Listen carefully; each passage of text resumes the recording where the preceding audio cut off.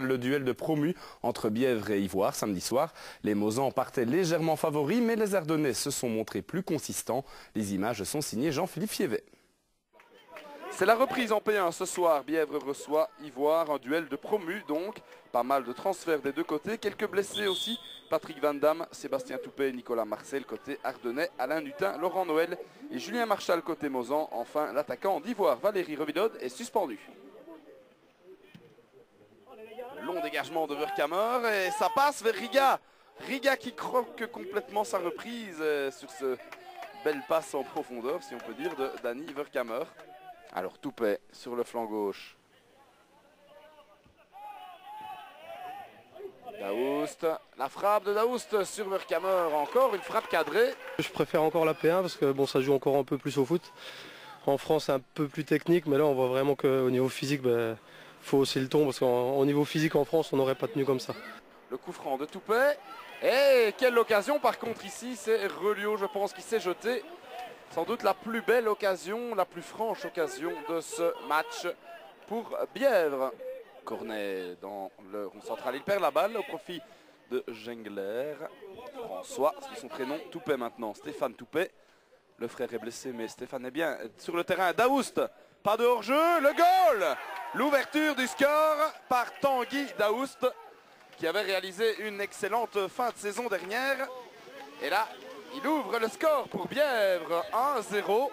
Et sur l'ensemble de la rencontre, c'est mérité au vu des occasions réelles, même si Ivoire domine en possession de balle. C'est 1-0 pour Bièvre après combien de minutes? 2 minutes en deuxième mi-temps.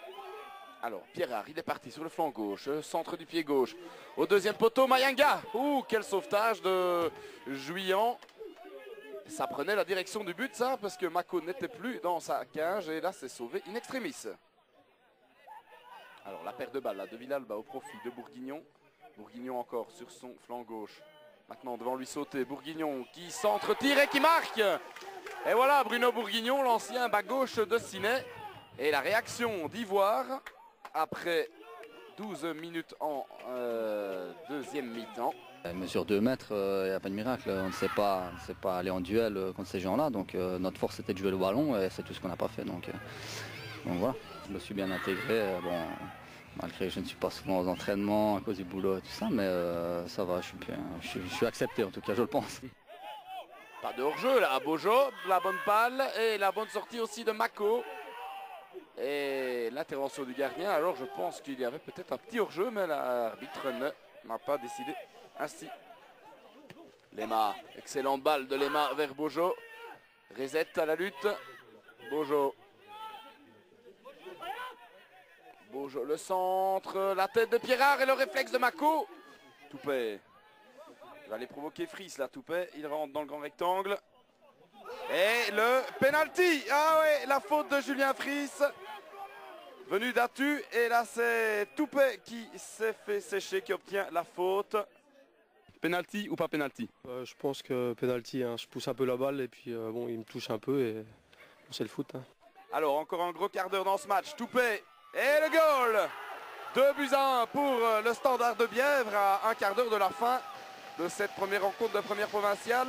Ah oui, ils sont poussés par leur public et ça aide aussi évidemment du côté de Bièvre. Pas trop stressé sur le penalty au moment de ses lancers? Non, parce que j'avais l'habitude l'année dernière de les shotter, j'en avais loupé un pendant la préparation. Puis là, je l'ai mis où je la mets d'habitude, donc la réussite est là, puis voilà, 2-1. Et c'est donc 2-1 pour Bièvre. C'est la surprise puisqu'Ivoire est quand même cité parmi les favoris. Bièvre a inscrit son deuxième but alors qu'Ivoire dominait à ce moment-là. Mais voilà, c'est le football. 2-1 pour Bièvre face à Ivoire. C'est vrai que j'avais motivé un peu mes joueurs, tout le monde sait bien que Ivoire, c'est une Ferrari, et nous avec notre petite 2 chevaux, non, on va avancer tout doucement, on a 3 points, c'est bien, on va regarder de l'avant, mais très content d'avoir battu la Rolls-Royce d'Ivoire. Ça ne change absolument rien, que du contraire, ça me permet de voir certaines lacunes de certains joueurs, et puis il y en a qui étaient restés à la maison, ça va changer, il n'y a pas de souci.